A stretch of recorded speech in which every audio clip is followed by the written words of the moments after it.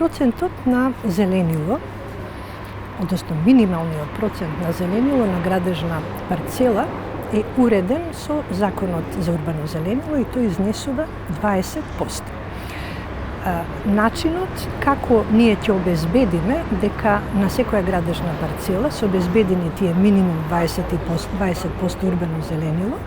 е преку изработка на урбанистички планови. И тие урбанистички планови понатаму се одобруваат од Министерството за транспорт и врски или од општината во зависност од видот на урбанистичкиот план. Согласно Законот за урбано зеленило и Правилникот за урбано зеленило, што неодамна исто така го донесе Министерството за животна средина просторно планирање, се утврдува начинот како во состав на урбанистичките планови ќе се обезбеди овој минимален процент, а тоа е